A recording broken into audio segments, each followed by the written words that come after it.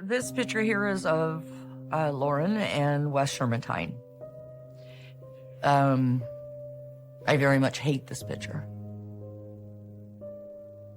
These two guys here, they thought that they were never going to be caught for things that they did. They thought they were tough guys and badasses, and they didn't have a care in the world. It's hard for me to look at it. I don't like this picture.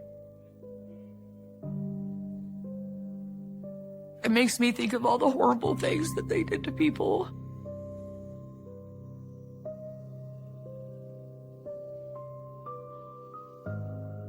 +20 years since Lauren was arrested and convicted.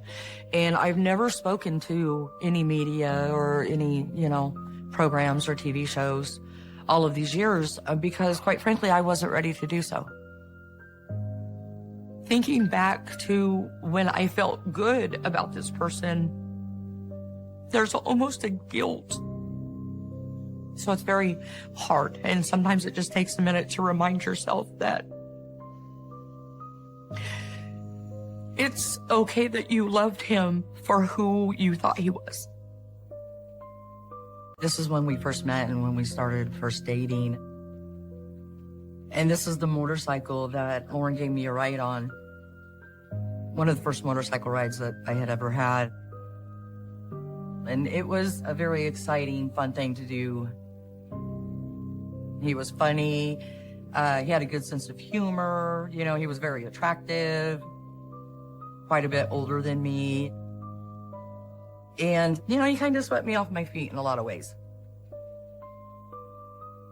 But when you start going back and thinking about that time frame, and, maybe sharing these pictures with people, it triggers a lot of emotions. It's very hard for me to enjoy a good memory now, looking back through all of the pain that I went through with Lauren. It still makes me very sad that he was such a bad person because he was such a good person when I met him at first.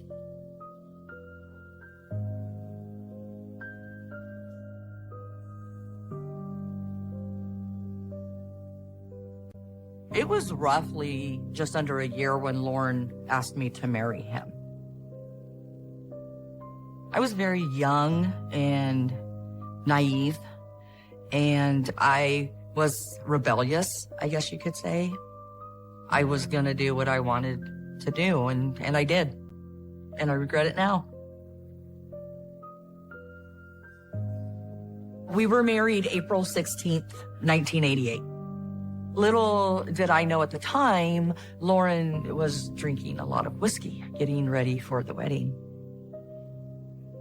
And Lauren wound up passing out.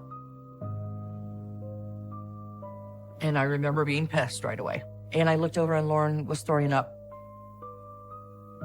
Family members had to run over and turn Lauren over so he wouldn't choke to death. And so that was a huge red flag. But I knew that I only wanted to get married once. And I took it very seriously. And I tried my hardest for a very long time. But sometimes things don't work out the way you hope they do.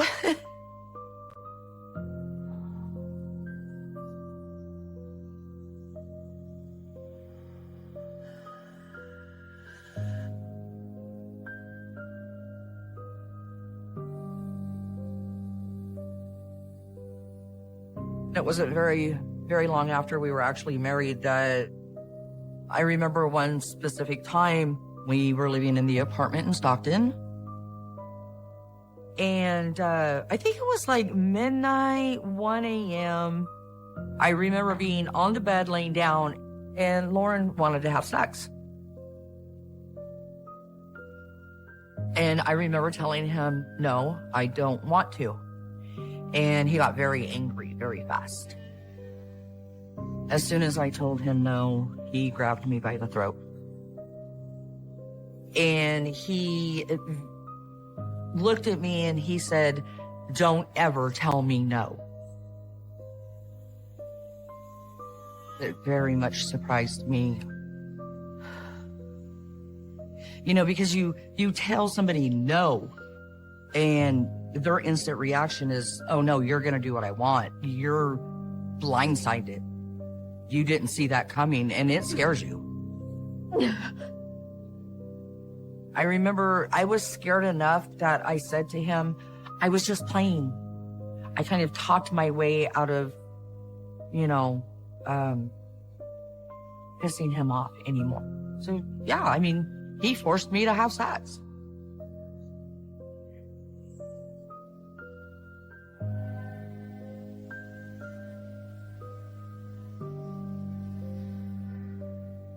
That was one of the very first times that Lauren was ever angry like that with me. And then from there on, it started to be more often and more frequent. Yeah, it did change how I interacted with him. I was always very careful to hopefully not piss him off. Definitely didn't want to tell him no about anything. Lauren was going to do what he wanted, no matter what I said.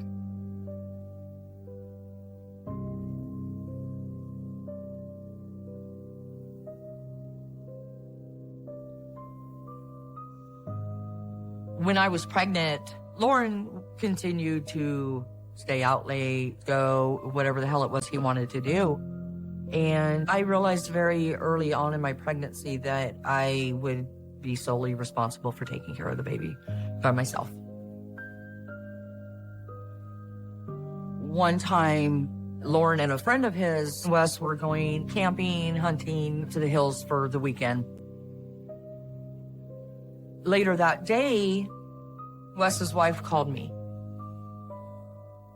Hello? And said, hey, come over. So I said, yeah, sure, I'll come over and hang out with you. So I went over and I wound up staying the night there.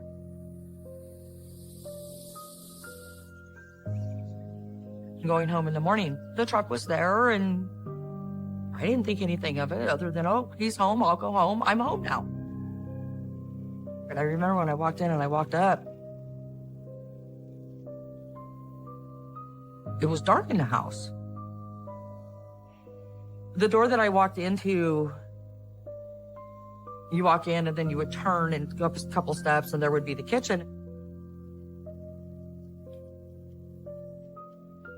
And as soon as I stepped into the kitchen,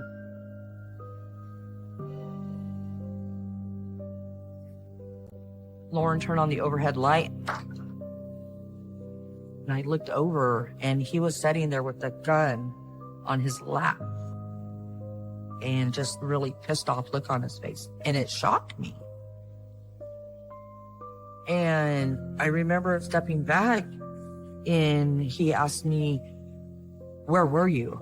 You said you weren't going anywhere. And I said, I was over at her house because you guys were up in the hills. And he was just so pissed that I wasn't home.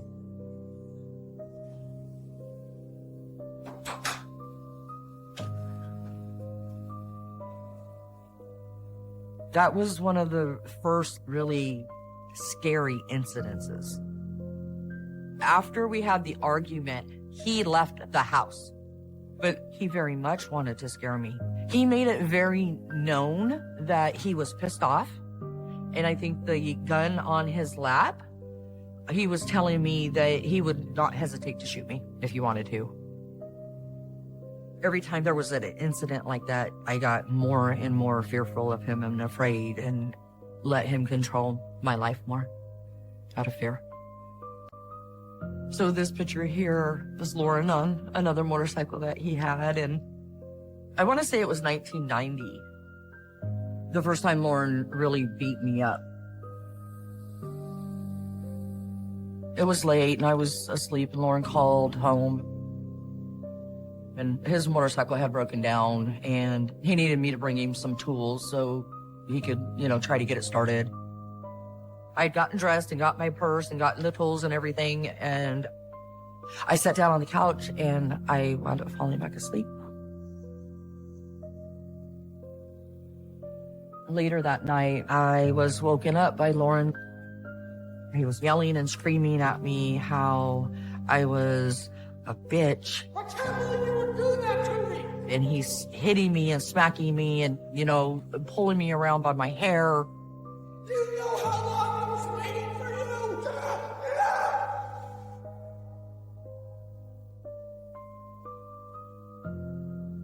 But he was holding our child while doing that. Who in the hell holds their child while beating on someone? But when he was done beating me up, he went right to bed. I remember back then feeling very alone and very scared and very heartbroken. Just praying that it was over and he wasn't going to be abusive any more at that time.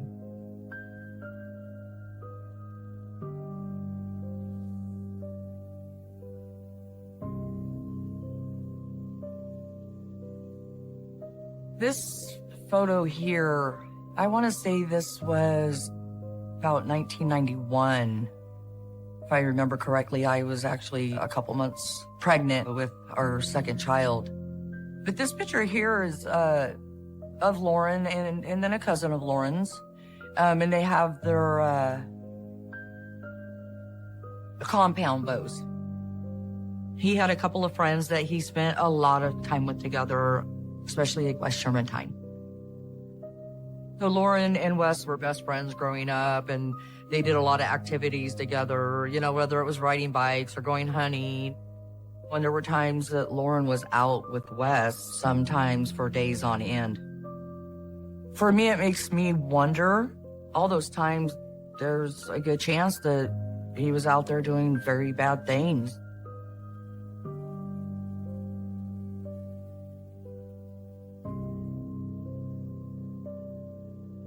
I came home from work one day. It was on a Saturday, and I was tired. And I went outside to sit out on the back patio. All of a sudden, to the side of me, maybe about a foot or so from me, an arrow stuck into the ground. The tip on the arrows used for these bows are called broadheads, and those are basically razor blades, very sharp. And of course it scared me, it startled me.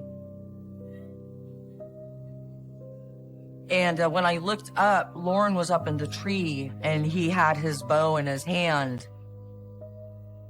And when I looked at him and looked him in the eye, he actually started to giggle and laugh.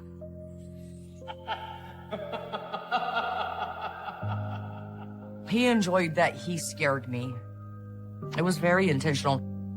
I think it was a reminder that he's in control and I can do whatever I want when I want to you. How disgusting and horrible. He could have very well damn missed. It could have went right through me.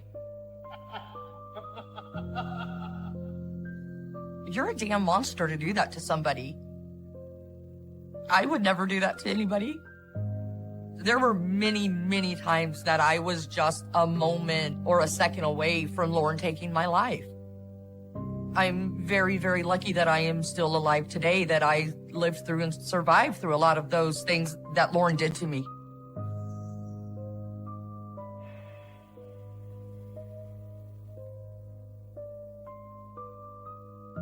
One time during one of the abusive incidences,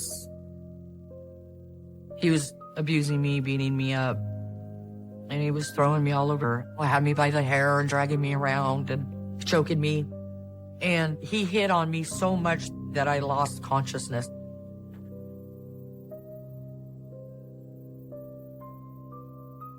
And I remember standing up and I was very dizzy and just kind of out of it. And I remember getting in bed and I thought, well, if I don't wake up in the morning, I don't wake up.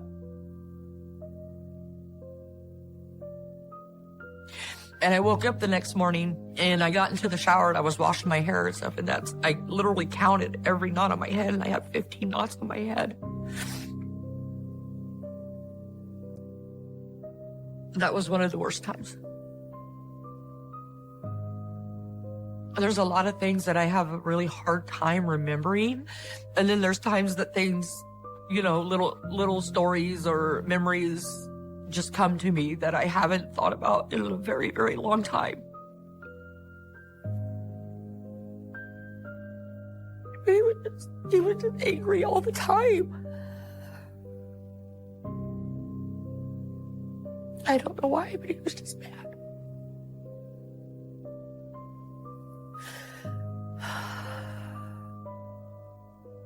I think that for a very, very long time, there was still hope that there was some little hope in me that he was going to do the right thing and be the right person and the right husband.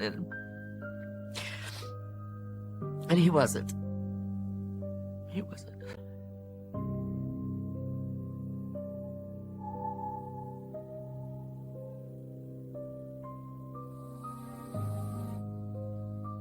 I think very much that once Lauren felt that I wasn't going anywhere, that Lauren can start behaving the way he wanted to and being the person he wanted to be or the person that he really was.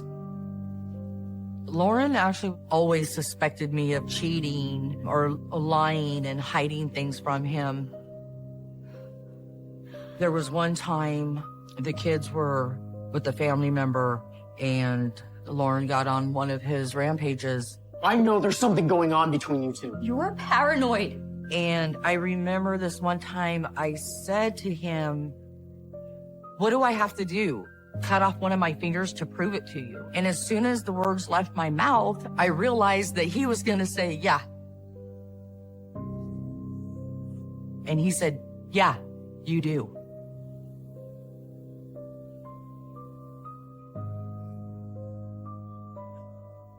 And I remember he even handed me a knife.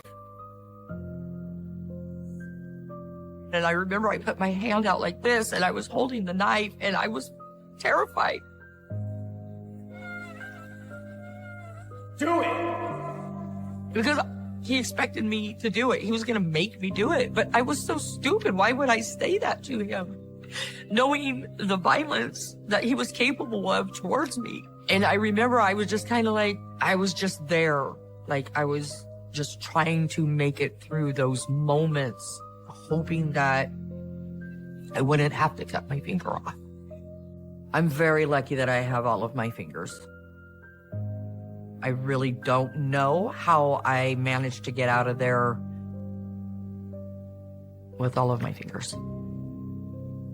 I've said before, I kind of feel like the silent abuse victim because if I just stayed quiet, then I couldn't give him anything else to get angry about, So I was just quiet.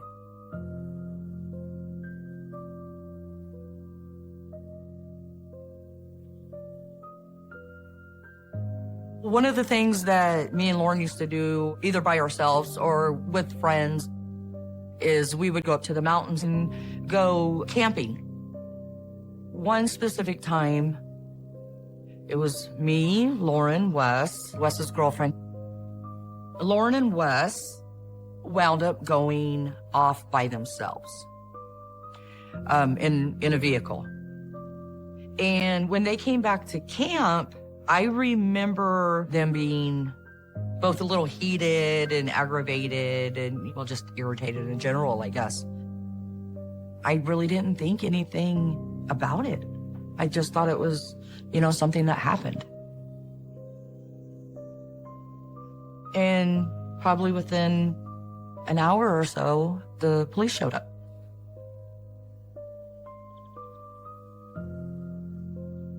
When we saw the police pulling up to the campsite, Lauren had a stainless steel .357 revolver. And I remember him hiding it under a big boulder. So when the police came into our campsite, they proceeded to question us all. Where were you? Did you go for a hike a couple hours ago? Did you have an altercation? two gentlemen said that someone fired shots at them. Did any of you leave your campsite today? They heard firearms and ricocheting bullets. You didn't get into a fight with someone today? Lauren and Wes denied it. So when the police left, I do remember Lauren and Wes. There's kind of that sigh of relief, that energy of like, okay, well, it's done. We don't have to worry about it anymore. That was something that should have been a huge red flag to me back then. Knowing now how absolute crazy Wes and Lauren were, he hid that pistol for a reason.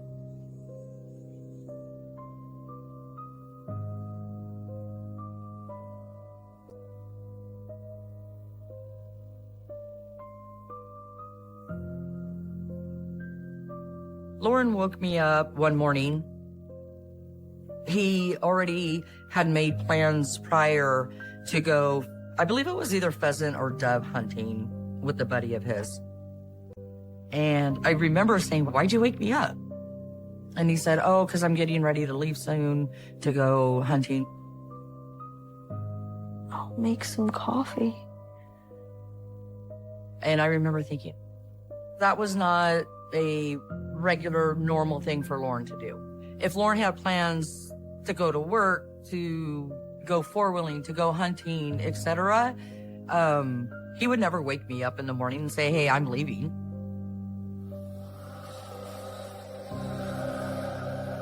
So I got up out of bed, went into the kitchen to start coffee, and Wes was there.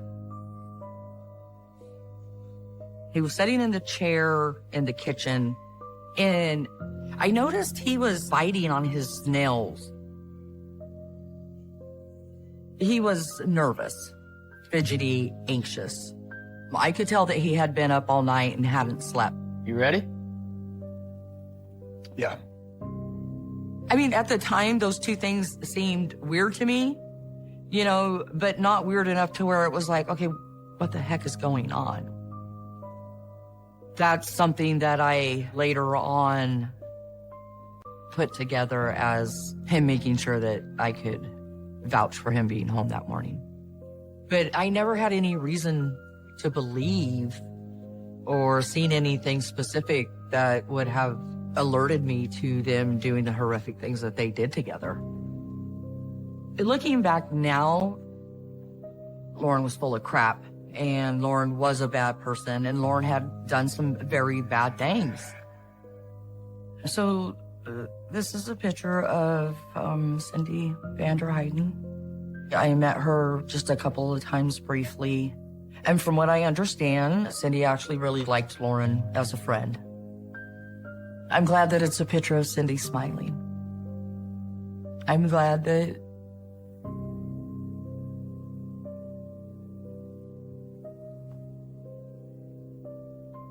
from this picture, you know, I think that Cindy was a happy person and that she enjoyed life. I wish that she was still here and that she never had to go through that horrible thing that she had to go through, and I wish that she had never lost her life.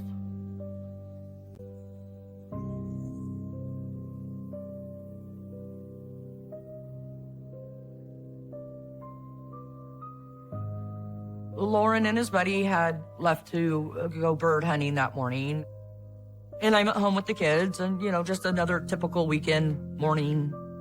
And I was sitting outside on the back patio, and Cindy Vanderheiden's dad stopped by our house and asked if Lauren was home. And of course I said no, he's out with so-and-so. He'll be back later. And Cindy's dad said, okay, can you, I think he said, can you ask him to give me a call? I just wanted to ask Lauren if he heard anything or seen her. They haven't been able to get a hold of her.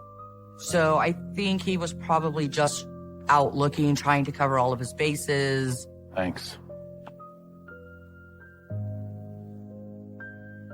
Later on that day, when Lauren and his buddy got back from bird hunting, I told Lauren that her dad had stopped by and asked if Lauren could please give him a call. They're looking for Cindy. Whatever. His response, he just kind of, in a sense, like shrugged it off.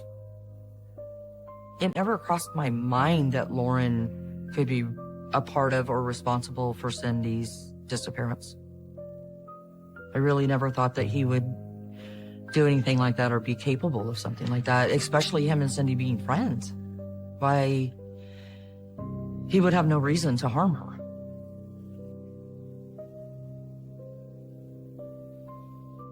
When the detectives knocked on the door, I was surprised to see detectives there. It's not something that happens every day. Whatever they ask, I need you to cover for me, okay?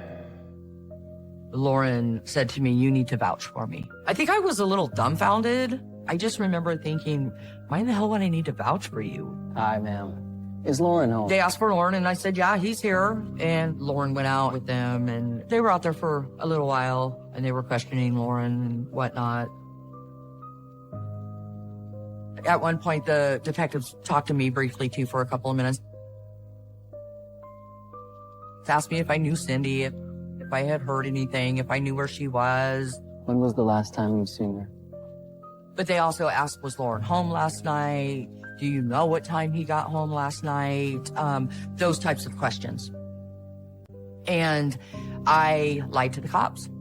I fell asleep early. I told them that I had fallen asleep on the couch, which was true. I told the cops that I had woken up roughly about anywhere between like 12:30 or so. And I told them that I had went to the back door and looked out and seen the light on underneath the barn door, which was not true.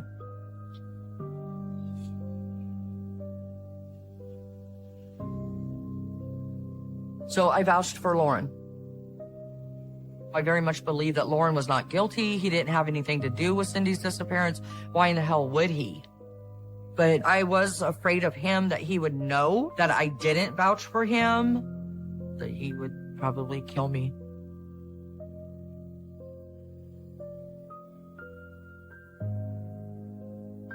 As time goes by, it went into a couple days and then a week and then a couple weeks, and she's still missing. Well, at this point, I remember thinking, well, she's still missing. Something bad happened. And it's in the newspaper and it's on the TV. And it gets very, very overwhelming and very scary because you just don't know what the hell's going on or what's going to happen.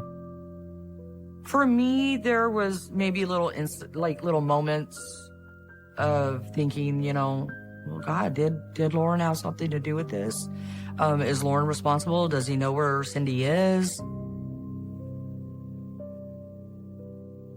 I think it must have sank in that it was a serious situation and this girl is still missing, and these people don't need anyone telling a white lie about their daughter or a person that the detectives are looking for.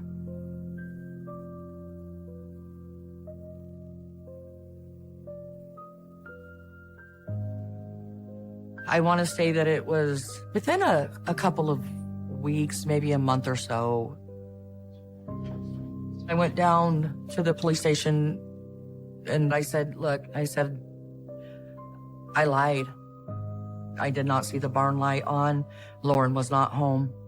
I went to bed and Lauren woke me up the next morning to tell me he was leaving to go hunting. I decided to be honest with the detectives and tell them the truth because that was the right thing to do. I should have never told them a lie in the first place. And it's something that I did back then, and I wish I could go back and change that. I would have never done that.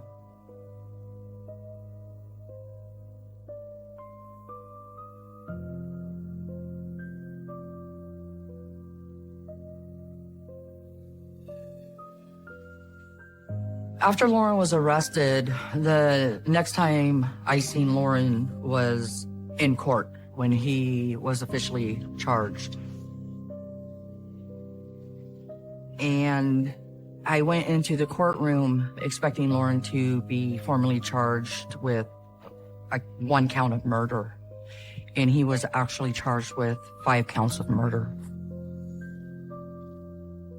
And the whole courtroom just kind of let out this gasp,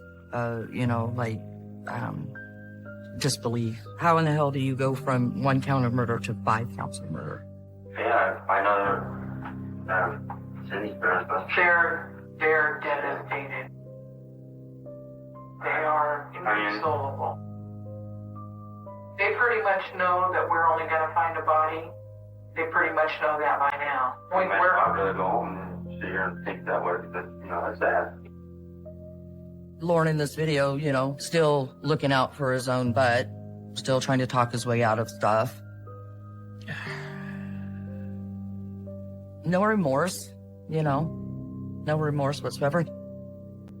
I would like to think that there was an ounce of good in Lauren, but even if there was just an ounce of good in him, it didn't make a damn difference because he still did very horrible things. So it just disgusts me at this point to hear him say those things because he was full of crap.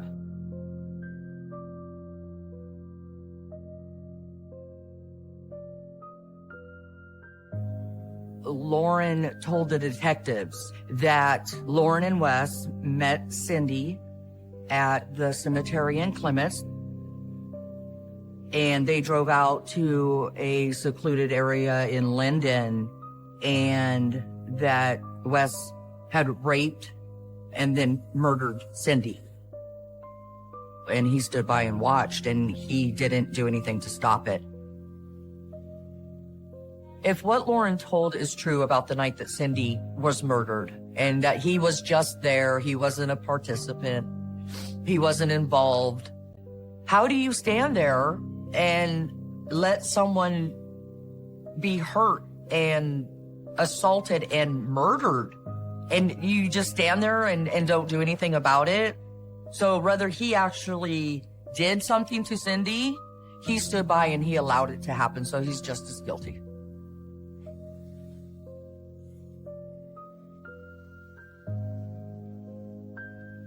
During the trials and the media coverage, I started to hear that Lauren and Wes could possibly be responsible for many, many more murders.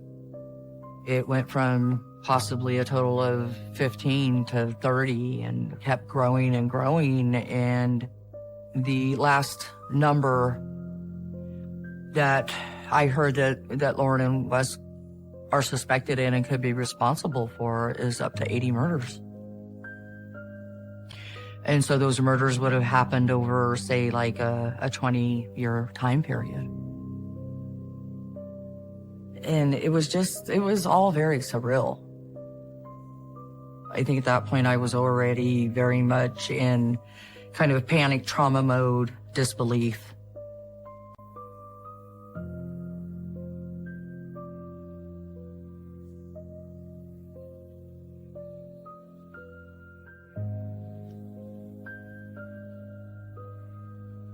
It's upsetting to me because I married this person. I loved this person. Had children with this person. Sometimes I wish I had taken a different path in life that, that maybe I never met Lauren. But if I had never met Lauren and married him, I would have not had my 3 children, and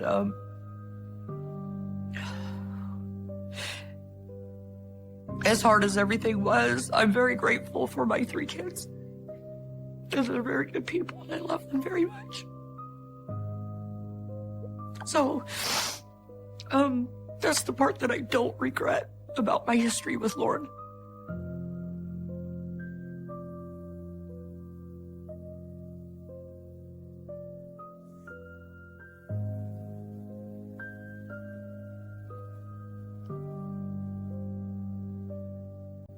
It's still very upsetting to me to this day because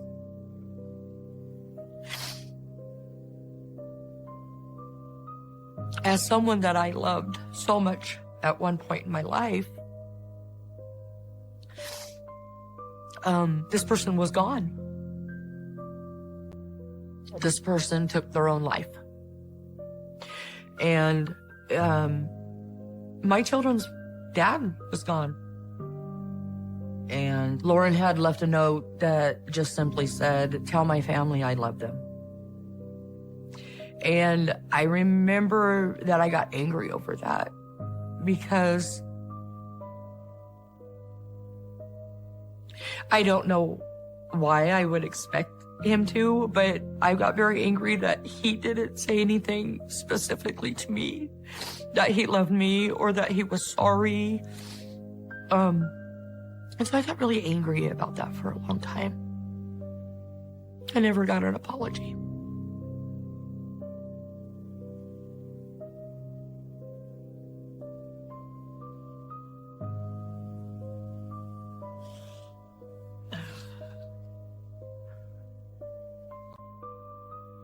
So this photograph here was taken in 2006, and this was at one of the facilities Lauren was incarcerated at. I continued to stay married to Lauren. I never divorced him. Even when Lauren was incarcerated, I was still very, very scared of him and terrified him of what could happen. I was afraid he was capable of having me harmed by someone else or someone else killing me, or I didn't know the extent of what he was capable of. And that was very terrifying to me still. I think Lauren's death in some ways was kind of freeing for me because there was a weight that was lifted in a sense that it was finally over. I never told Lauren, "You just had no consideration, for what you've done to other people's lives. And quite frankly, you're a piece of..."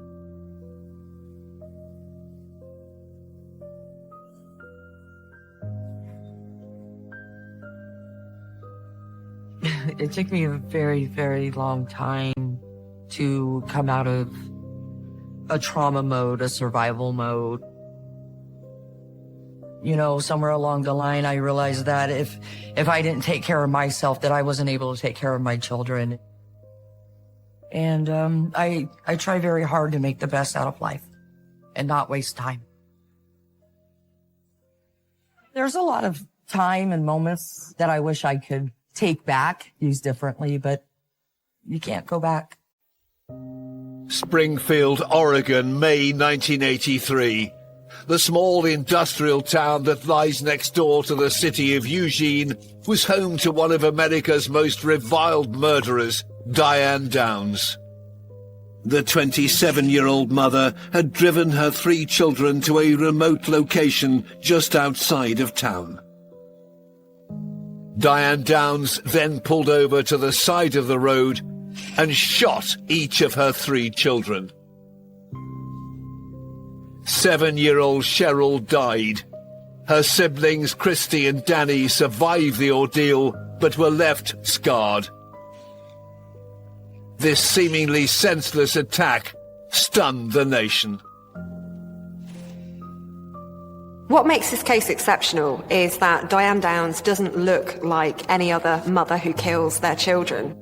Most mothers who kill their children are babies. They're under the age of 12 months. These mothers are from pretty desperate circumstances. But Diane Downs was something altogether different. And we're talking about what the president did in deciding not to go... Talk show host Lars Larson was a young investigative reporter assigned to the sensational story in 1983. This case involving Diane Downs really had everything. It had a mother. It had children, murder and sex and mystery. And you had an American murder suspect who had tried to murder her 3 children and succeeded with one of them and horribly wounded the other 2.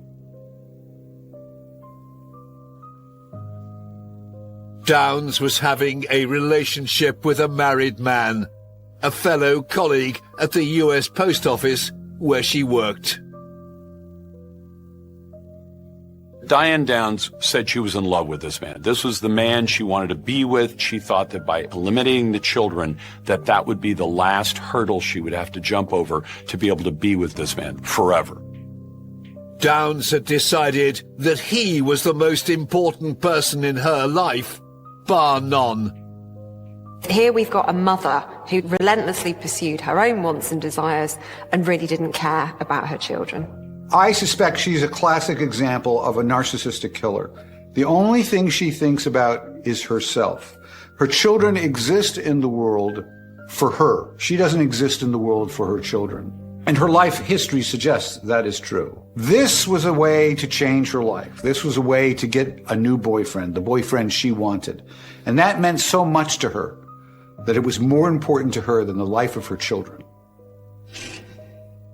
This killer's story begins over 60 years ago. Diane Downs was born on August the 7th, 1955, in Phoenix, Arizona. You know, there's little to indicate that there was anything especially abnormal about her family life.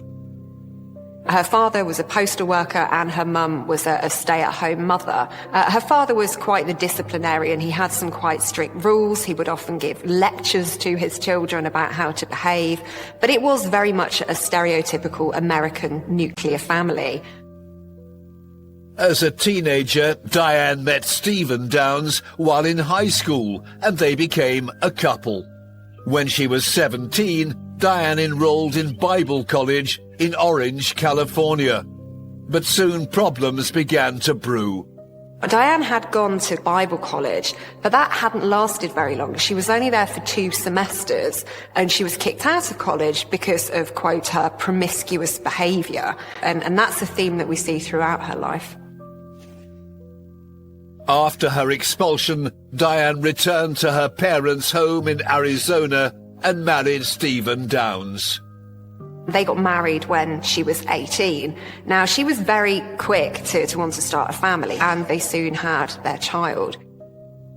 Their first daughter, Christy, was born in October 1974.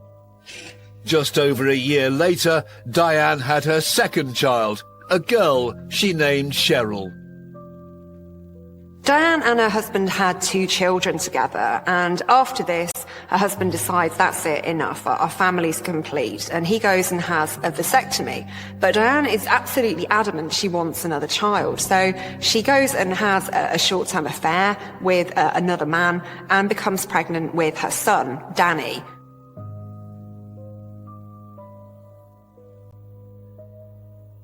I suspect that she engaged in what I call instrumental sex. And what I mean by this is, for some women, sex is a tool. It's a weapon.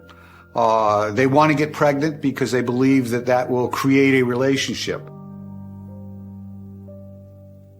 Diane seemed to really enjoy the pregnancy stage of motherhood, but when the baby actually arrived, she didn't quite like that so much. There are lots of reports that she left the children alone, she left them unattended.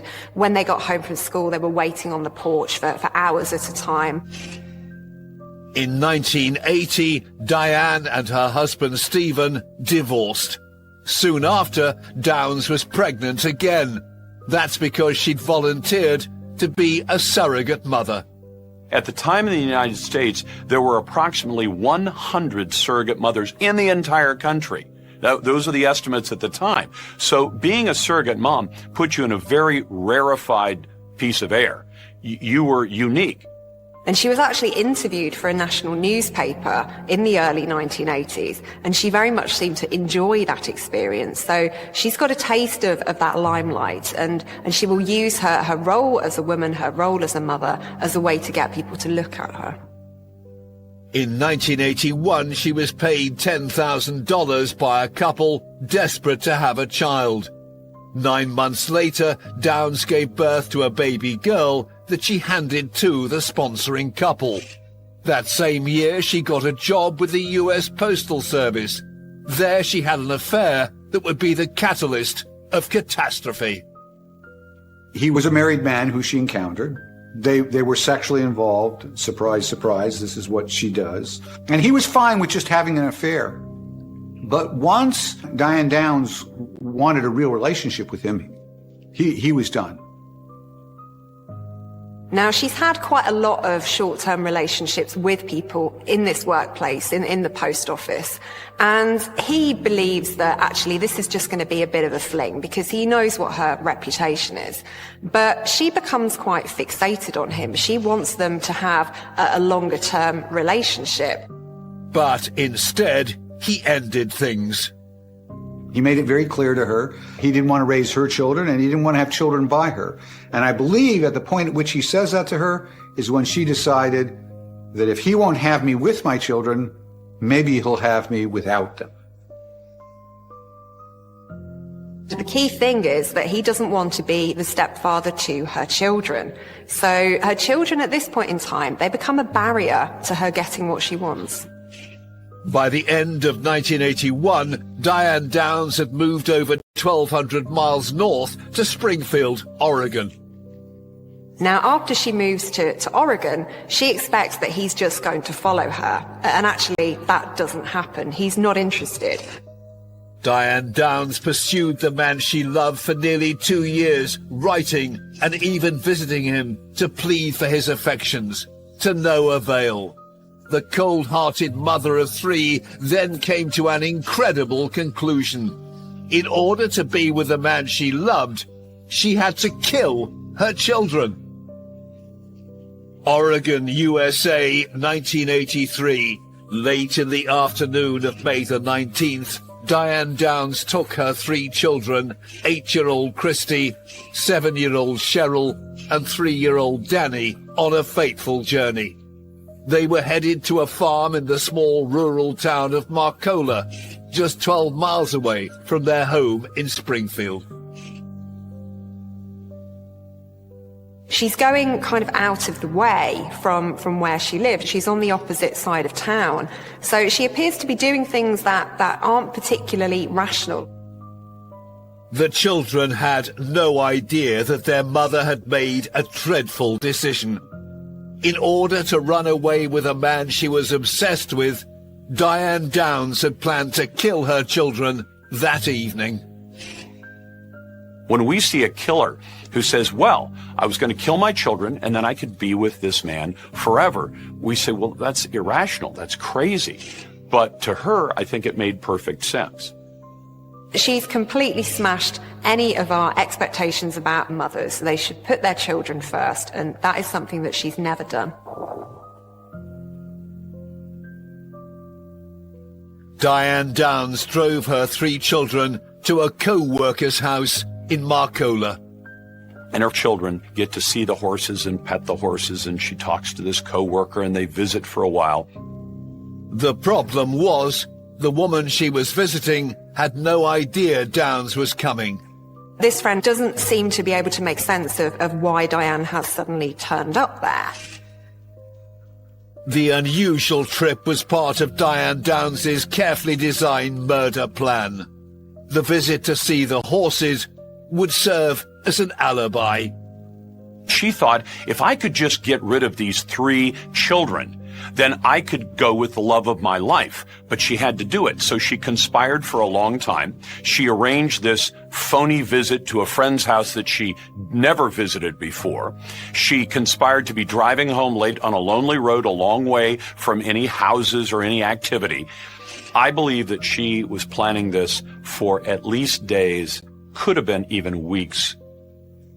One thing that we need to understand about these crimes is that because she's driving down the street with a loaded gun, which means before she stepped into that car, she knew she was going to kill her children. In keeping with her pernicious plan, after leaving the farm, Diane Downs packed the children in the car and drove to a carefully chosen site on Old Mohawk Road. She pulled over and got out of the car. We are talking about a premeditated homicide. This is something that the average person thinks of as inconceivable and impossible.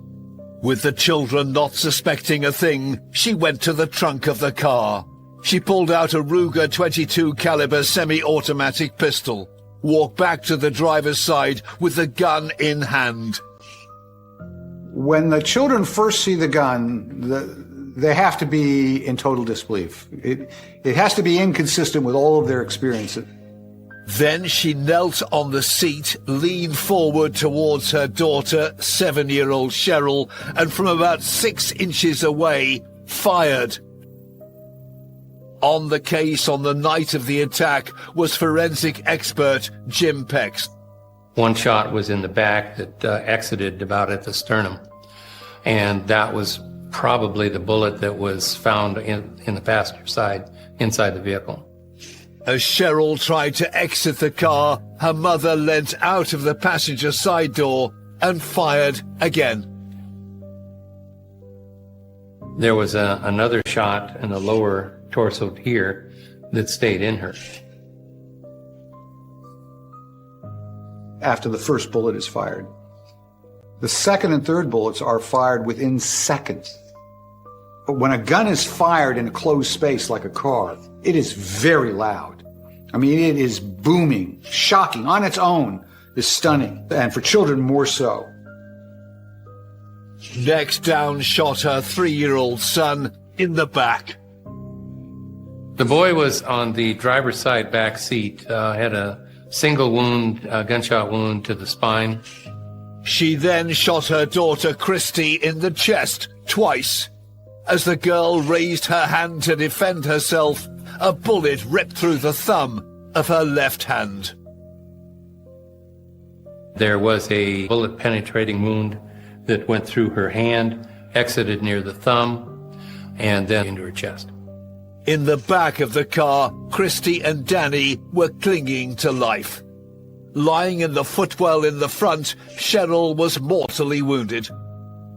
I suspect that Diane Downs chose to shoot her children because it's placing distance mentally and physically between her and them. It's a cold, calculated decision. You don't have to be staring into somebody's eyes to do it. It was a clinical and cruel attack, but Downs's evil plan was far from over. While her children lay dying, Diane Downs continued with her coldly conceived plan and covered her tracks. Not only did she know she was going to kill her children, she knew that she was going to have to, in order to make it look like somebody else did it, she was going to have to shoot herself. So she shot herself in the arm. She knew she could probably get away with shooting through the fleshy part of her arm, not do any permanent damage, not break a bone, not incapacitate herself. And then she arranged to take a bandage that she'd already folded up and put in the trunk of her car. It was a large piece of cloth, to wind it around her arm because she had shot herself in her own left arm. Downs then drove the 6 miles to the Mackenzie Willamette Center in Springfield. Gunshot wounds, particularly multiple gunshot wounds, the damage that can be done is tremendous. If it's not destroyed something vital like the heart, then you've got serious problems with ongoing bleeding, and that can be rapidly fatal. A number of minutes could do it. If Downs had driven at top speed, she might have got help for her children in about 10 minutes. But that is not what she did. Realizing the children were still alive, she drove very, very slowly. So slowly that she actually held up traffic. And what's amazing to me, and what makes this a special moment, is here are her children. They've been shot. They're on the literal precipice of death. And she's traveling 10 miles an hour to make sure, from her perspective, that they don't get to the hospital on time. And we know this because of witnesses who pulled up behind her on the road, couldn't figure out, why is she going so slowly? And because it was such a winding, lonely road, these people had to follow for a long period of time. That represents a sordid departure from her obligations as a mother like I have never seen. That was her last chance to save those children. That was the last chance for her superego, for her moral self to step in and say, I've got to stop. And it didn't happen. And that made it a truly horrible moment, maybe more horrible than the shooting itself.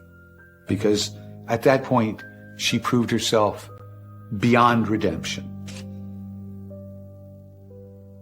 Downes's peculiar driving continued to attract attention from other cars and their curious passengers.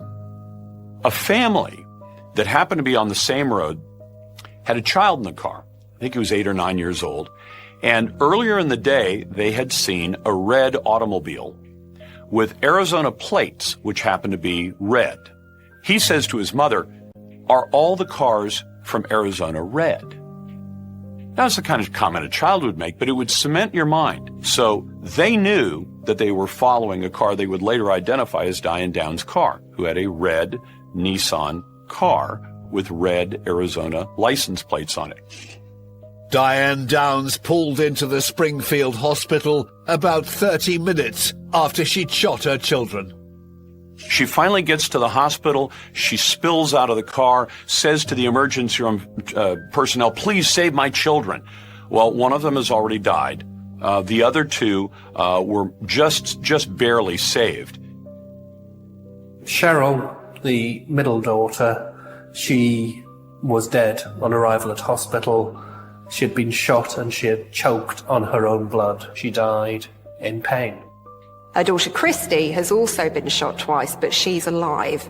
Danny, the son, had been shot once, and he was clinging on to life as well. On arrival at hospital, Christy is not even able to speak, so we may have a mixture of direct trauma there, injury to the brain from the stroke, and the shock, the horror of what's happened to her. And she ultimately suffers a stroke, most likely as a result of blood loss. So, in her case, it wasn't lethal, but it was totally life-changing. Danny has been shot, and he is paralyzed because of the damage to his spinal cord. Only one member of the family had a bandage on their wounds. She's got these three, one fatally injured child in the car, and she goes into the hospital. And she is the only one that appears to have a dressing. She's the only one who appears to have an injury that's been treated. So that suggests to me that actually she's put herself first again. She's made sure that she's okay. She's nursed her own injury whilst her children were in the car dying. Every action Downs took in the wake of the attempted murder of her 3 children was part of a perverse plot, one that painted herself and her family as the victims of a random attack. I think the fact in the case that is the most extraordinary is that after she mustered up whatever courage it took to shoot 3 of her children, she had to create the impression that somehow she was a victim. She wasn't a victim in this case. She was a coldly calculating mother who had decided to eliminate her children as the roadblock between her and her life with this man. Downs had concocted an incredible story about a bushy-haired stranger, a mysterious carjacker who shot her children. Downs claims she managed to trick the murderous man and drove hell for leather all the way to the hospital in order to save her fatally wounded children. But as the investigation would soon prove, Downs' story was part of a desperate and devious scheme she'd formulated to get away with murder. The Mackenzie Willamette Medical Center, May the 19th, 1983, Springfield, Oregon. After Diane Downs shot her 3 young children, killing 7-year-old Cheryl, the cold-hearted mother claimed that she and her young family were attacked on a lonely country road by a total stranger.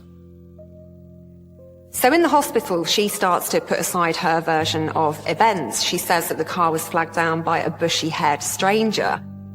She said had been attacked on a lonely road late at night, and she was on her way driving home, and she sees a man, her story, and decides to stop. He's signaling for help. According to Downs, when she got out of the car, the bushy-haired man shot her in the arm, and then he shot her 3 children. What didn't make sense is that he would shoot her in the arm, here, not in the head, not in the chest, but shoot her in the arm, and then shoot her 3 children inside the car, blood everywhere. And then she claimed that she had her keys for her car on a ring, kind of like the ring that I have, and she said she pretended to throw it. the way you can say, pretend to throw a ball for your dog. While he's distracted, she jumps in the car, she says, pulls her door shut, and manages to drive off, she says, at high speed. I believe she said, I drove like a madwoman. The sensational story that Diane Downs told about the events baffled everyone. The story that didn't make sense at all was that Diane Downs would stop her car, open her door, and get out of the car for this man who she didn't know. But it was not just the odd tale that was troubling. Downs's extraordinary behaviour at the hospital also alarmed observers. But according to the doctor in charge at the hospital, she was calm, she was quite self-assured, she appeared to be in control of her behaviour. She was occasionally laughing, she was occasionally giggling. Staff at the hospital described her reaction as surprising. Danny sustained a shot to the spine, and when his mother was told about this, she seemed to be quite surprised. Oh, so it didn't hit him in the heart, suggesting that perhaps that was her intention when she shot him. Again, when she was told of Christie's injuries, she showed little compassion for her injured child. Diane told the doctors that if her daughter was going to have, any kind of brain damage, to let her die. This is very unusual as an immediate response.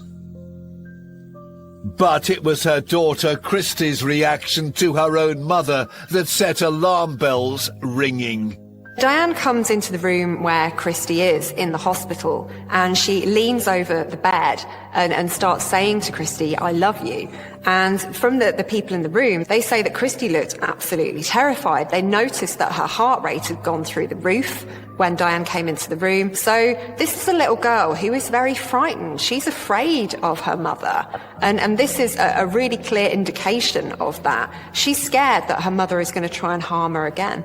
For one of the children to wake up with the memory that her mother shot her it's just indescribable. The universe becomes unstable and untrustworthy. The sky has fallen. Her attitude and demeanor in the hospital was very unusual for the kind of incident that occurred to her own children. And so that was probably one of the first indications by the deputy who was there that this doesn't look right. As they did not believe Downs's version of the events, investigators quickly identified her as the prime suspect. In the aftermath of this attack, the decision is made to remove the children from Diane's care, to put them into foster care. They became wards of the state. So Diane at this point has lost her children. The police did not immediately arrest Downs. Instead, they meticulously gathered evidence in the case. State trooper and forensic expert Jim Pex was called the night of the incident. I received a call from the sheriff's office that there had been a shooting that involved a woman and her children, and that there was a need to process a vehicle. Jim Pex closely examined the entire car that night and in daylight the whole of the next day. When he looked at the passenger side door and the areas underneath the car, he made a series of discoveries that would break the case wide open. I spotted a blood stain in the door jamb of the passenger door, and the direction was wrong. It came from the outside. According to Diane Downs, the bushy-haired man was standing outside the vehicle on the driver's side of the car.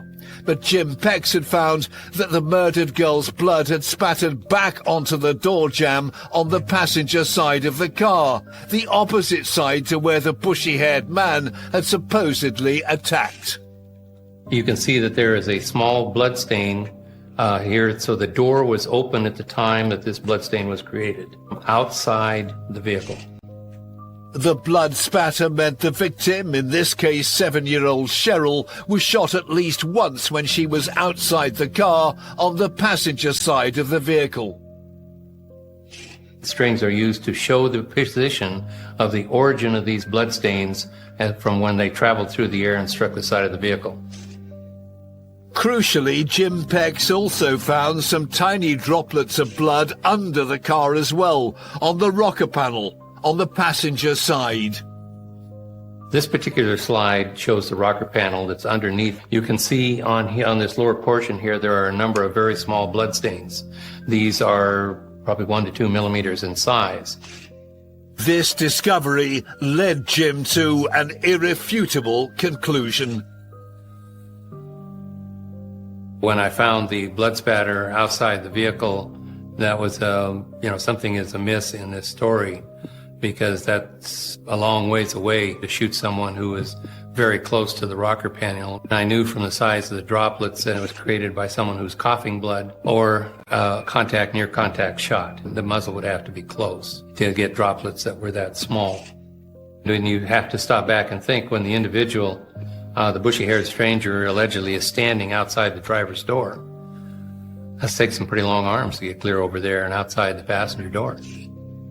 What Jim Pex did not find further confirmed their suspicions. There were no blood spatters on the driver's side of the car at all. If the bushy-haired man had attacked as Downs had said, Jim would have expected to find blood spatters on the driver's side of the car, but there were none. So again, it arouses our suspicions in law enforcement that something is amiss here if someone's not telling the truth. It was clear to Jim Pex and his fellow detectives that whoever shot 7-year-old Cheryl could not have been standing outside the car on the driver's side.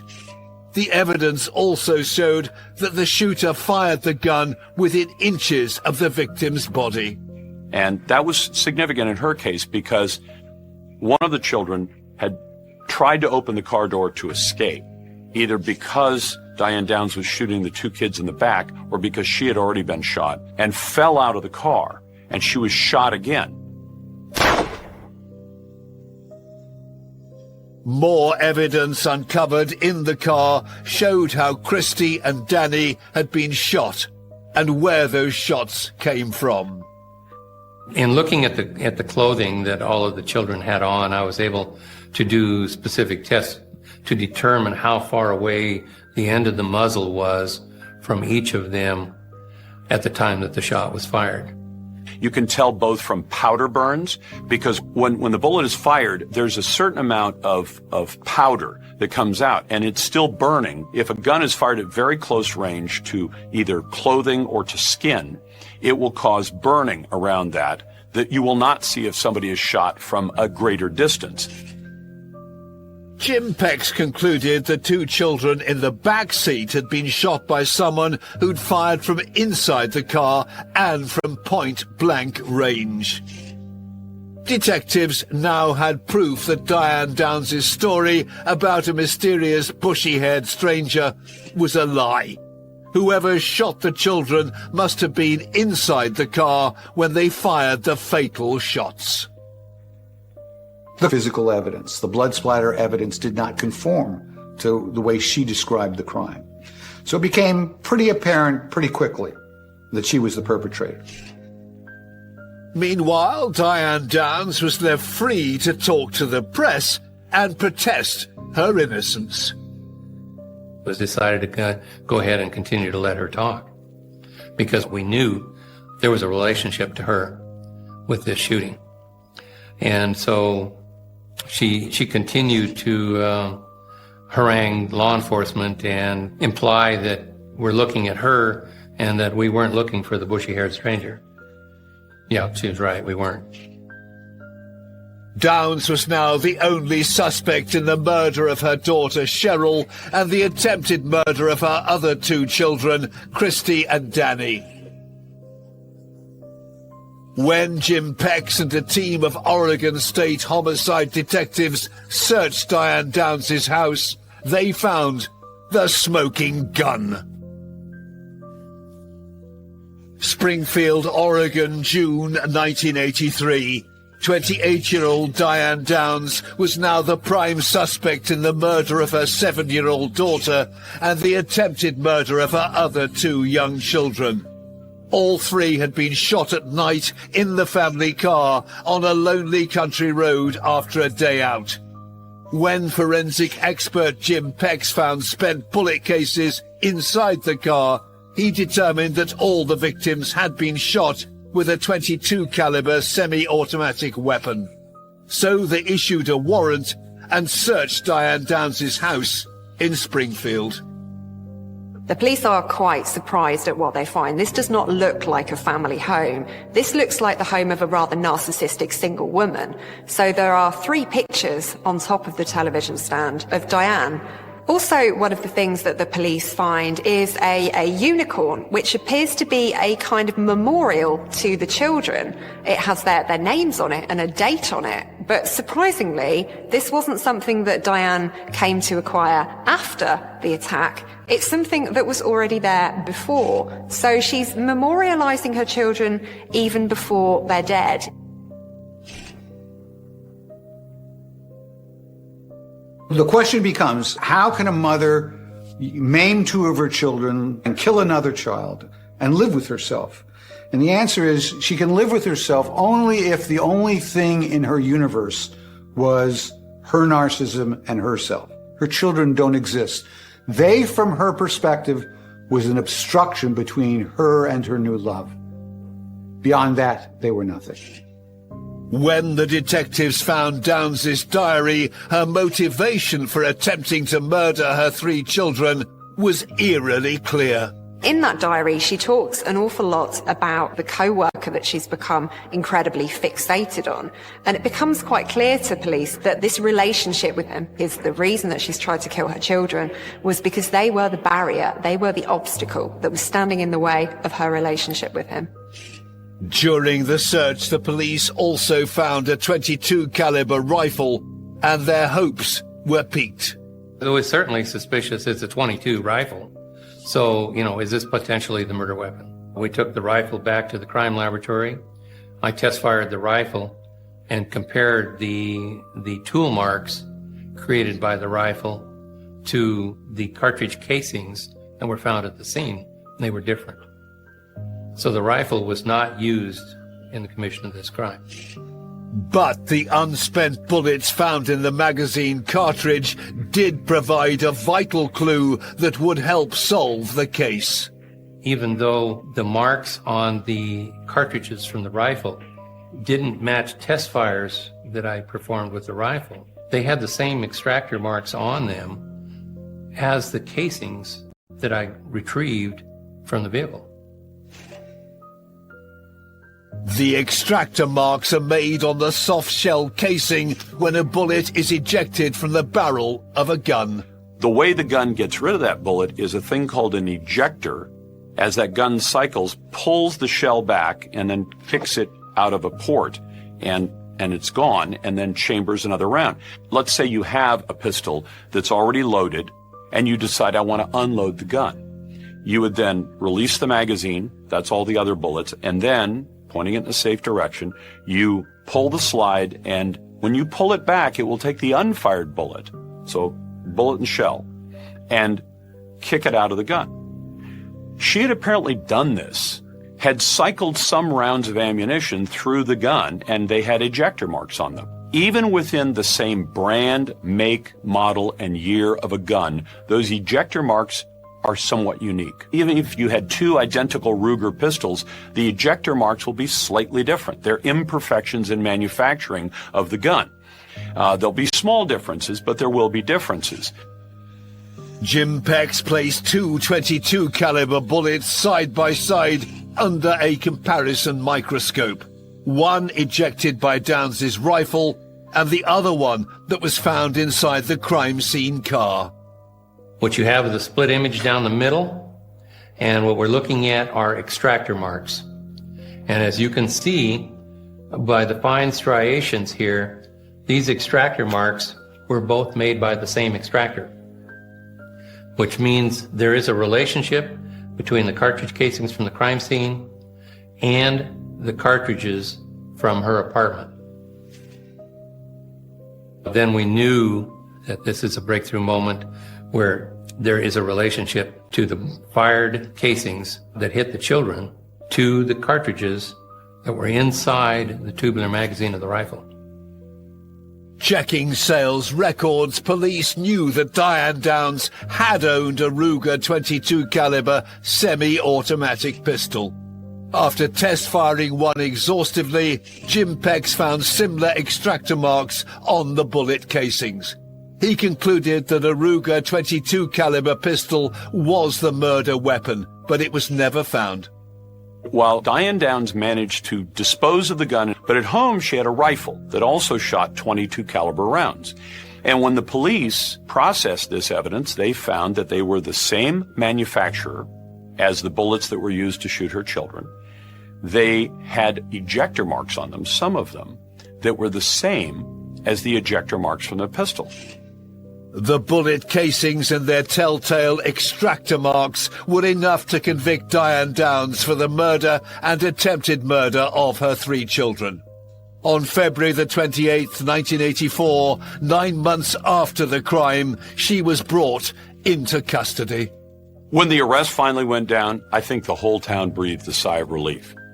She appeared at the Lane County Courthouse for her arraignment. After the charges were read, Diane Downs sprung a major surprise. Her attorney stands up and, after he's finished all the legal arguments, says, "And besides, Your Honor, my client is pregnant and it would be bad for her health to go to jail." I was sitting in that courtroom in a seat.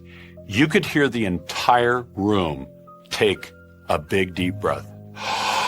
It was stunning. Just absolutely stunning. According to rumors, the father was a local reporter. There was one reporter that had sex with her, and I can tell you this, it wasn't me. And she became pregnant from that. But she loved the attention that she got.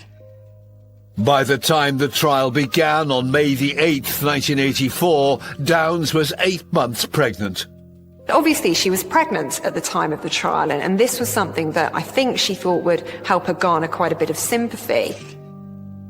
Her antics, however, were not enough to fool the jury. A mountain of evidence went a long way to convincing them of Diane Downs's culpability in the crime. Then her surviving daughter, Christy, took to the stand. This little girl had to have been under so much strain and stress. Her mother's tried to kill her. She's living with a new family. Her sister is dead. Her brother's in a wheelchair for the rest of his life. And now she has to sit in front of a room full of strangers and talk about the most difficult night of her life. She gets up on the stand, and when the person asks her the question, "Who shot you and your siblings?" she says, "My mum did it." This was one of those moments in court where everything is dead still, nobody dares breathe. Christy laid out how her mother first shot Cheryl, then turned and shot Danny in the back, then shot her twice in the chest. The testimony just tore your heart apart. This wasn't the critical piece of information. There was lots of physical evidence of what Diane Downs had done. But I think this was essential in making sure that Diane Downs was convicted of the crime she committed. On June the 17th, 1984, the jury found Diane Downs guilty of the murder of her 7-year-old daughter Cheryl and the attempted murder of her daughter Christy and son Danny.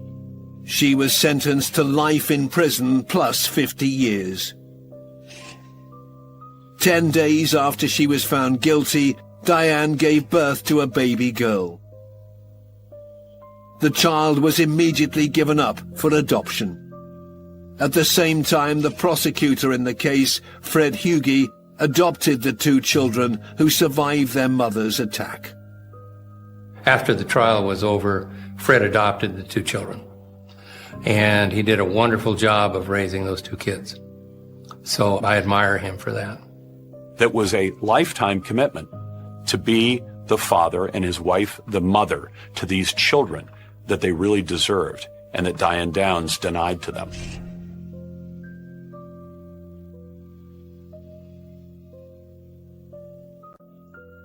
In prison, Diane Downs managed another surprise.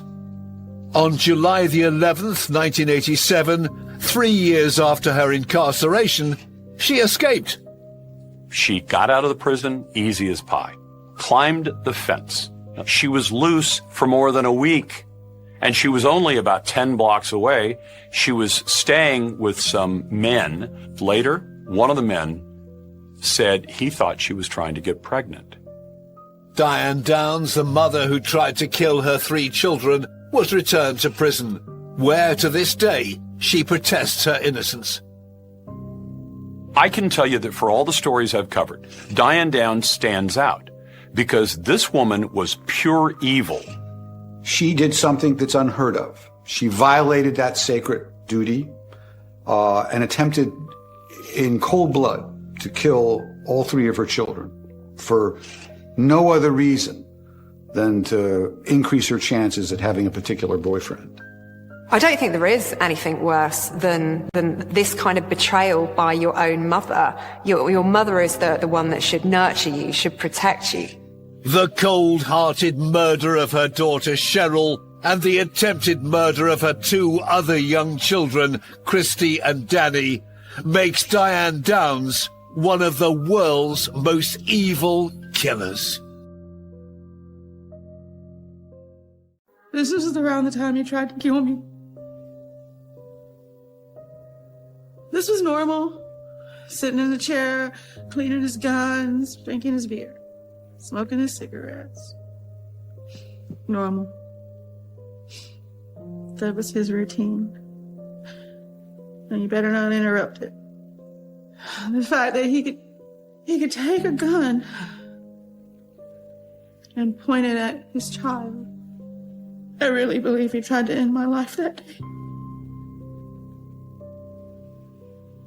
There's no love. There's just nothing there.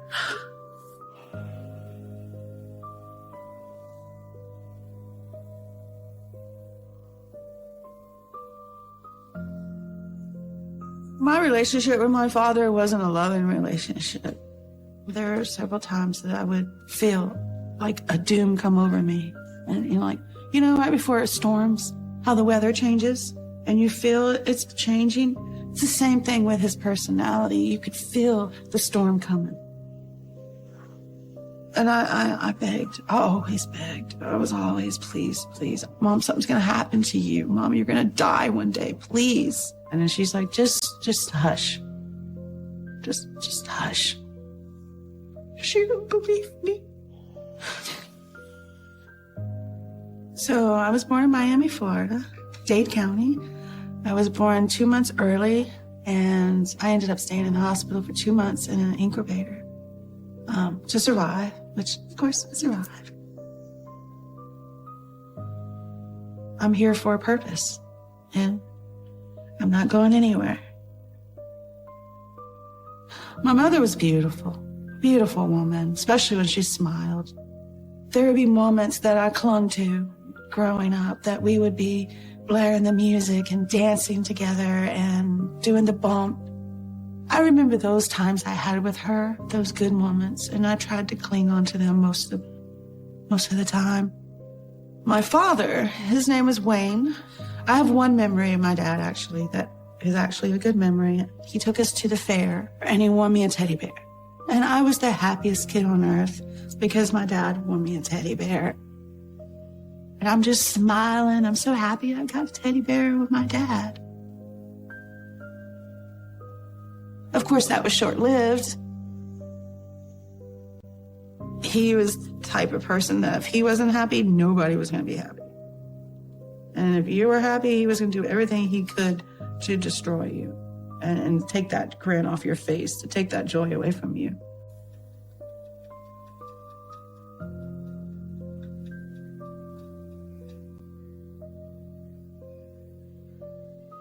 Growing up, there has not been a time that I could remember that I wasn't scared of my father. When I was young, I was a little girl still, and I came home one day, and he was sitting on the chair. He had his knife, and he was working the belt. And I'm like, what are you doing? He goes, this is to beat your butt with. This is to make you and your mother listen better. They called it Cat o' Nine Tails because it's like a tail, and there's a bunch of tails at the end of it. So when you got hit, the tassels would flail, and then you would get hit with that knot. I didn't know what to think at the time, other than, that's gonna hurt. Whenever I got spanked by my father, I would be kept out of school until the bruises went away. So I missed a lot of school. This is Toby, my little baby. You can see the love. You can see how attentive he is of me. He's paying attention to what I'm doing. And I'm like, that's my boy. I'm looking at my boy. It was the first time I had something give me that love back. Toby would follow me everywhere I went. He never left my side. So one day I was out in the front yard and we were, playing like we normally do. And I hear the door just slam open. And I turn and I look, and my dad's just standing in the doorway with his Cat o' Nine Tails in his hand. And he's just, you can see in his face that he's angry. And I'm like, oh gosh, what happened? And he came after me. And he grabbed me by my arm. And when he went to swing the belt to hit me, the dog grabbed it and took off with it. Toby, stop! And my father's like, get back here, and trying to get him to come back. And that dog did not come out of hiding. He sensed the evil. He sensed the anger that my father had at that time. And he didn't come home that night, and he stayed hidden all night.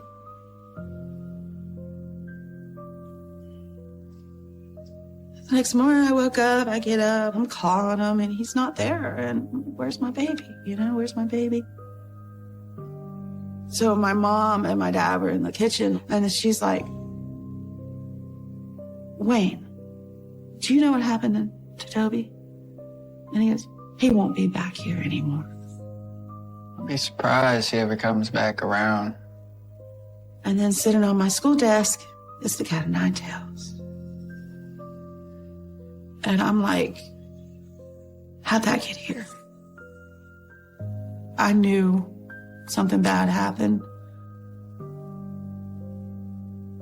And I just feel like my father found him and got his Cat o' Nine Tails back and took it out on the dog instead of me. And I feel so hurt for that poor dog for rescuing me and then taking it. It's not fair. It's not fair at all. I feel like my father left that Cat o' Nine Tails on my desk to show me that nothing's going to stop him from doing what he wants to do.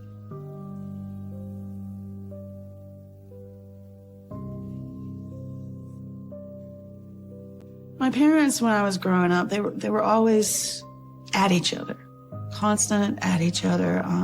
Anytime they were together, it was something they were arguing about. One day we were home, and they started arguing, and it got pretty bad. He was shoving her around and getting violent. She grabbed me, and we ran into the bathroom. She was afraid if she ran away, that I would be the next target, so she took me too. Get out here! When we're in there, he's pulling that doorknob, pounding on the door. Sam, open this door, Don't make me break this door down. Open the door! And he's just going off, and you could feel the frame, vibrating. You open this door! We were looking at each other, and she's like, he's going to knock the door down. He's going to get in here. So that's when she decided to go out the window. So I see him coming, and you can see the anger and the hate. And you know what's coming. He just comes running out the front of the house after us, towards the car. Hey! And And just so happened, he had an axe. And he's screaming, get out of my effing car. That's my car. And where do you think you're going? Hurry! I'm petrified of what he's going to do with that axe. He was on a mission. Seeing him with that axe was really scary because I thought we were dead. His face was just pure anger. It's just pure evil coming through him. And I'm screaming, Mom, floor it, let's go, and I'm just screaming. So he brings the axe down and it hits the driver's window. Of course, shatters the window and it sticks into the door. Like it comes down and just wedges right in the door. And I scream out in fear. And she just guns, pedal to the metal. And we're driving down the road with an axe sticking out the door. He definitely meant to hurt her and just didn't at that time. He could have killed her instantly right then. This is my father working on his car, his muscle car. And I think I'm bringing him a glass of iced tea or something. My mom took the picture. He loved that car. You can see the space in between me and him in here. I didn't want to touch him. You can see that I'm just barely getting close enough just to put his drink down. Just walking up to him, I can feel the fear. Just reminded me of how I felt when I was around him.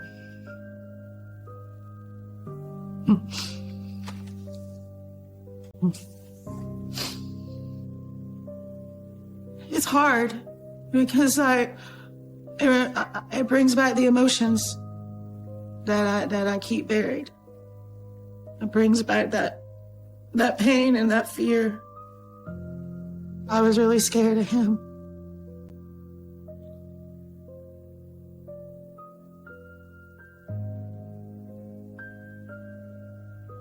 Several occasions. He would literally give her a beating of her life. She would go to work with just bruises around her whole neck, just bruises, black eyes, busted lips. She lost most of her teeth in her early 30s from the beatings. Growing up, I felt like that was the way it was to be yelled at and screamed at and smacked around. It's normal. You're the man. Or if you want to smack your kid around, you can do it because you're the man. Men were the men. Women were nothing. There were times that he'd be done beating her and he would come looking for me and I started hiding. So my hiding place was a closet behind where the clothes hung. There was just enough space in there that I could crawl into that closet with my teddy bears and a pillow and lay there. And he couldn't find me. Plenty of times that I'd end up there overnight, I would just hide.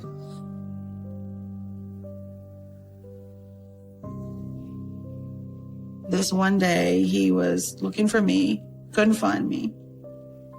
Where is she? And my mom, she's like, I don't know where she is. How would I know? I've been with you. And I remember hearing her go into the living room. And then I hear him hit her. And I hear her choking sounds. Shut up! And he's beating her, and I'm not gonna come out because I'm scared. It went on, it seemed like forever.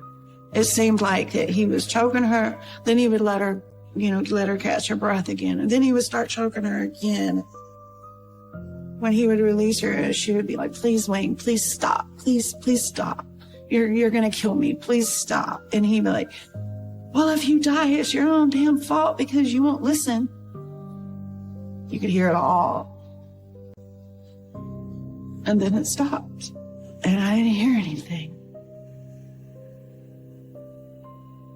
I thought at that time he had done it. I thought at that time she was going to be laying on the floor dead. I thought I'd lost my mom. I thought she was really gone. I was so scared, and it seemed like forever for him to leave, to go out of the house. When I heard his car crank up, I come out real quick to go find my mom. And she was actually laying on the floor still, just so beaten and battered. And then I just sat next to her, holding her hand, crying, because I couldn't do anything for her. I couldn't help her. She wasn't awake. She was still... I thought at the time she was sleeping on the floor. Mom, wake up! She was passed out from the beating. No child should have to go through that. That fear of losing a loved one because of another loved one.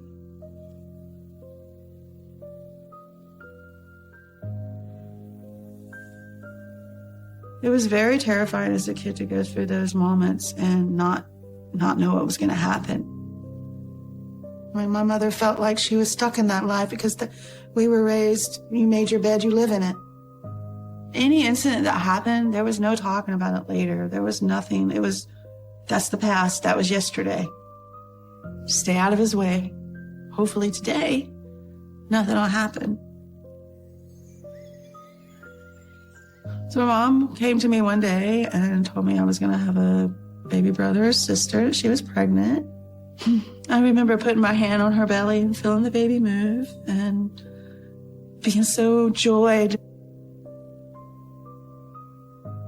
I was very excited not to be lonely anymore, and I just couldn't wait till that baby came.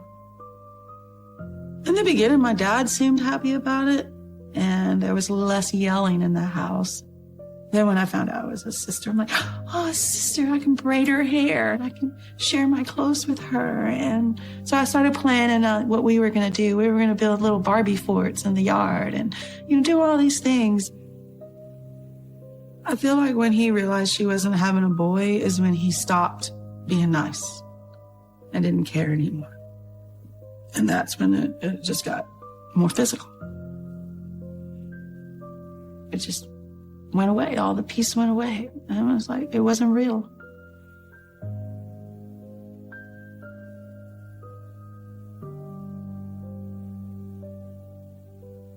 One day, my mom had one of her beatings. And the next day I woke up and she's not well, and I can tell she's not feeling well. And she says she's going to go to the hospital. And then she came home, I guess a day or two later. Her belly's gone. I'm like, Mom, you had the baby? And she just started crying.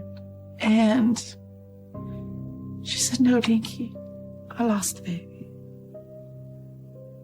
Yeah, excuse me. This is so horrible. I can only imagine how horrible that was for her.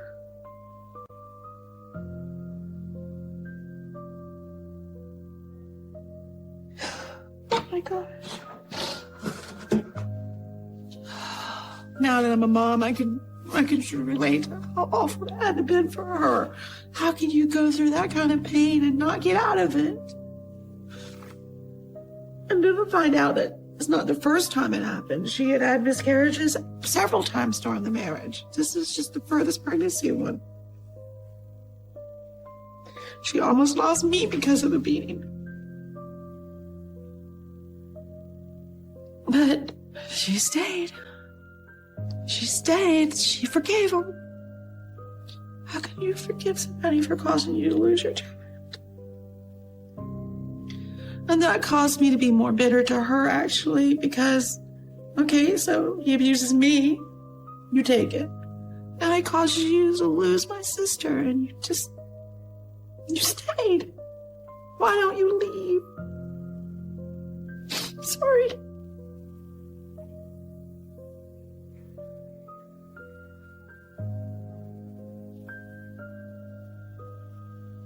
when I was little, we didn't have a heater, central heat in the house. And my mom had an electric heater in her room. She was at work. So I went into her room and went to sleep. My father came home drunk and went to bed. At first, I didn't know what was happening. And I'm like, trying to shove him a little bit, like, hey. He just takes his hand and puts his hand over my mouth. And at that time I knew, shut up. And he touched me in ways that a father shouldn't touch their daughter, And afterwards he goes, go get a shower and go to your room.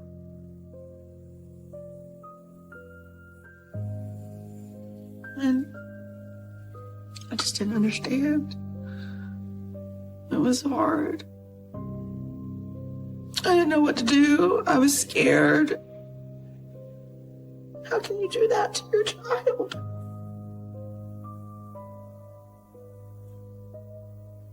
It happened a couple times, but that was the first time. And after I got a shower and I came out of the shower, he was standing in the hallway. And he goes, I actually just remember this day. He goes, remember what happened to Toby? Don't you tell nobody. I was so scared. It's just horrible. I'm his daughter. But that made me realize how bad he really was. How far he was willing to go to hurt us and for his own selfish needs. That's when I realized I had no control over my life. When he crossed this line, I realized how truly helpless I was.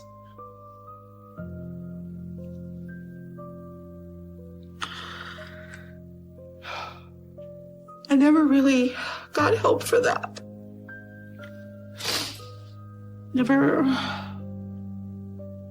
I just don't deal with it. I just keep burying it. I keep trying to convince myself it didn't happen. I need to go outside. Thank you. So, around the time I was 7, my mom got pregnant again, but she waited a few months to tell anybody that she was pregnant. Shortly after I found out she was pregnant, that she was going to have a boy.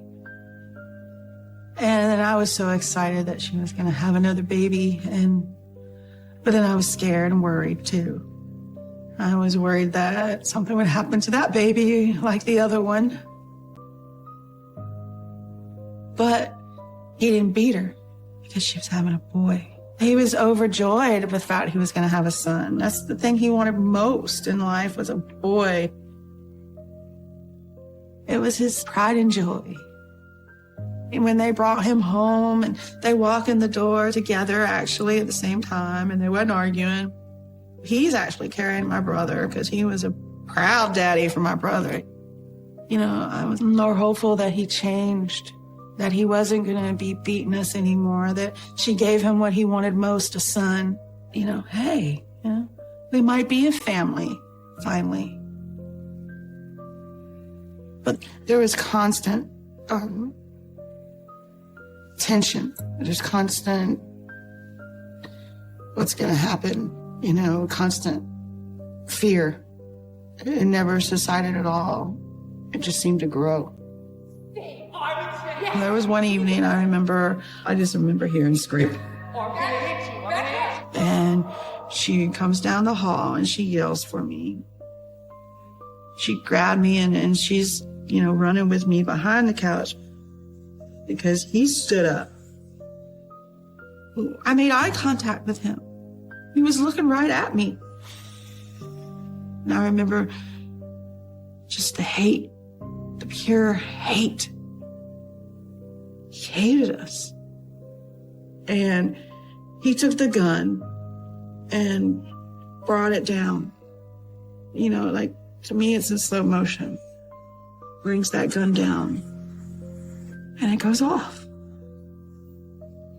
And both of us just fell to the floor, and I thought she was hit. And she thought I was hit. And he fired a few times through the house at us. And I remember hearing it hit the wall behind us. You could hear the impact. That was one of the scariest moments of my life. Like, I thought we were dead. So we're just there, not moving until he quit and left.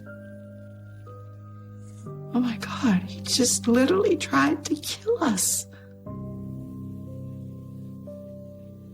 And I don't know why he has so much hate, so much anger towards us. And the fact not only to pull the trigger once, but to empty it and reload it and do it again. And why? Why? I think my father stayed because he enjoyed controlling us. He enjoyed the power. And he just kept coming back to do it some more. And to keep seeing how far he can go and get away with it. I was worried he was going to kill us. He was going to secede and do something that there was no coming back from. This is definitely around the time he tried to kill me. I'm looking at this and he sees that little smirk on his face. Actually, that little smirk's there. Like, I got my gun.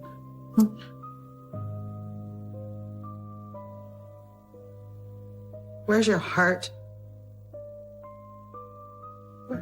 Where's your compassion?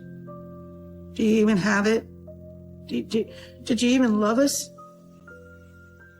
He'd leave and come back. Why come back if you hated us? If you wanted us to die, why come back? But I know what it was. He enjoyed the power he had over us. He enjoyed the control.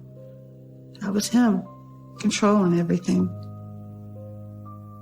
Destroying everything.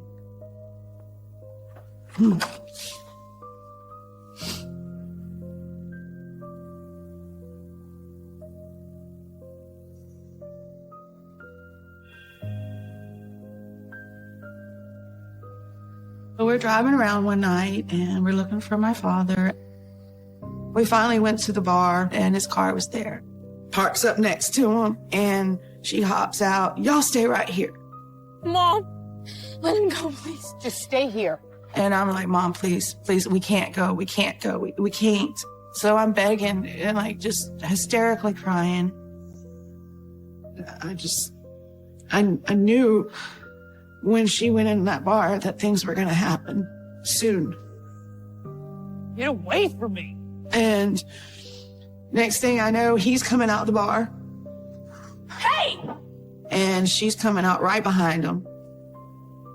And he gets in his car, and I look over, and he looks at me, and it was just, that whole, I hate you look again. I hate y'all. I just hate you. I hear the tires squeal on his car. He had applied pedal to the metal, gassed his car, and he turned the car and rammed into the back of her car.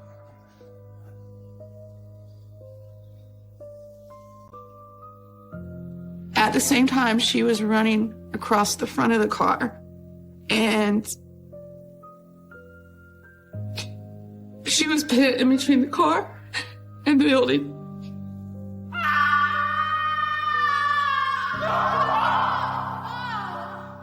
And then I heard that scream that I kept hearing in my dream, that scream of pain that she was in. It's just horrible, horrible. And he did not let off that gas.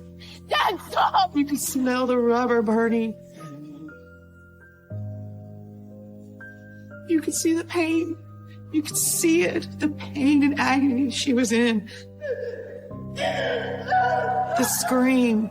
You're thinking, is this the last time I'm going to see her? This is how I'm going to remember her the rest of my life.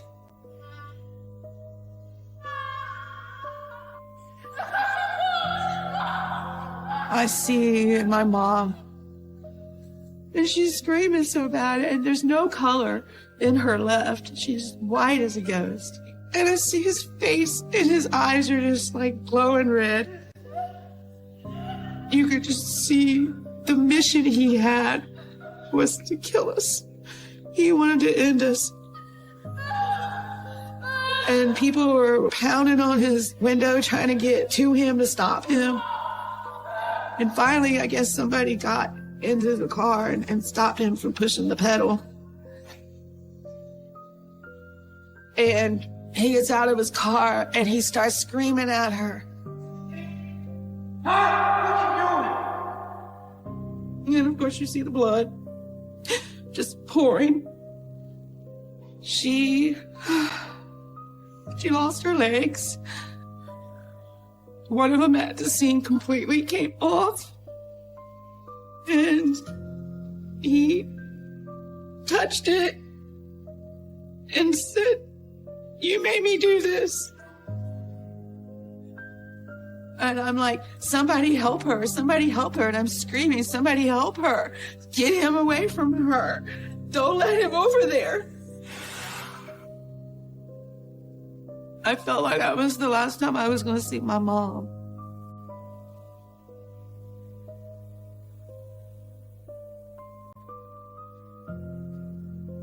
The next day, I found out that she was still alive.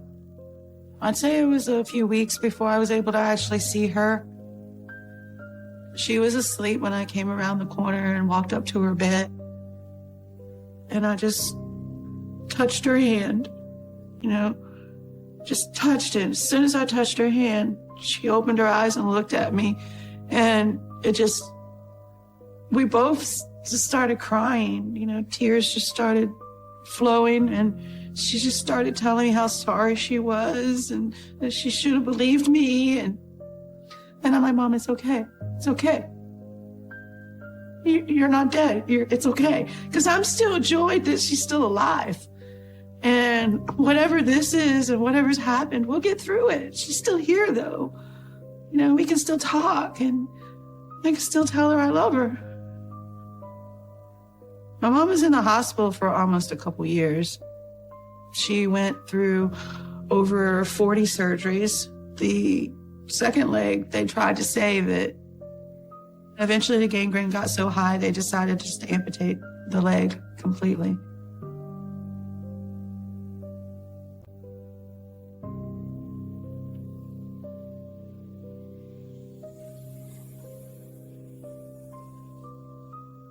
My father stole my childhood, but at least I knew he was locked up and he wasn't going to get out and get to me anymore. I felt safe again. I didn't feel that evil was knocking on my door anymore. I could be a kid again, and I was going to graduate. And at the time, there was nobody in the family that had graduated high school, and I was going to be the one to go to college. So they had an inside ceremony because of the rain, so it was in the gymnasium. And they have all of us graduates crammed in there, and there was a lot of us. I'm looking around. My mom, of course, she's in a wheelchair, so she's in the front, right there. And looking at her and my brother sitting in her lap, and he's like this. And I was just overjoyed.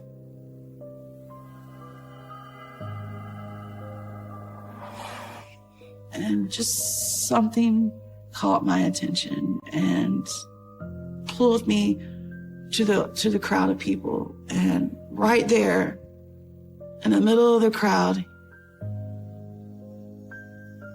he was standing there.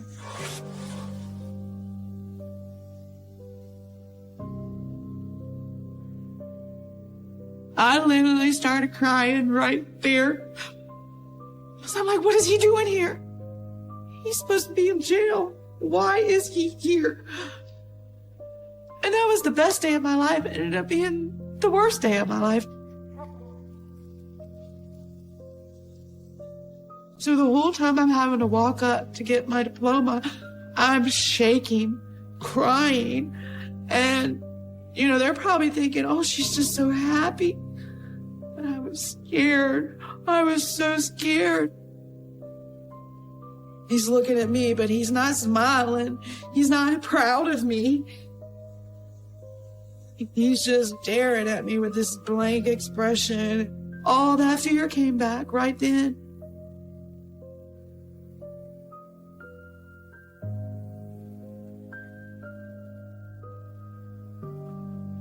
Unbelievably, my father served less than 5 years in prison for what he did. He went to prison in late 84. He got out by Christmas of 89. So he had been out for like 6-7 months when I graduated. And during that time, apparently, him and my mom were seeing each other. And it was a shocker to learn that. She was convinced that he was a changed man. I don't know what happened. I don't know if she went in front of the parole board and requested. I don't know. Maybe she did. Maybe she helped get him out. I think he came to ruin my happiness. And it was like a reminder. I'm still here. I'm still watching you. I still know what you're doing. You're not away from me. You're not free. Remember that. That's how I felt.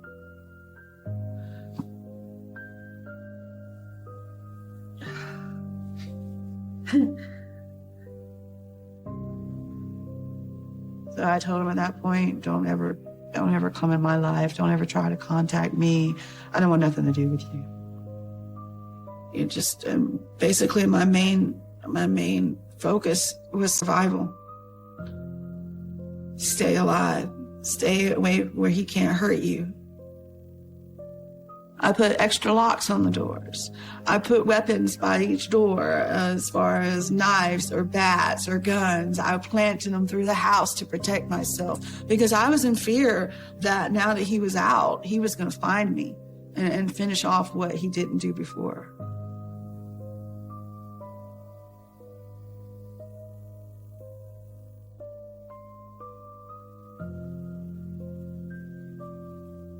He had a heart attack in his sleep. What a peaceful way to go, right? My mom suffered so badly. And he gets to just fall asleep, not wake up. How unfair is that?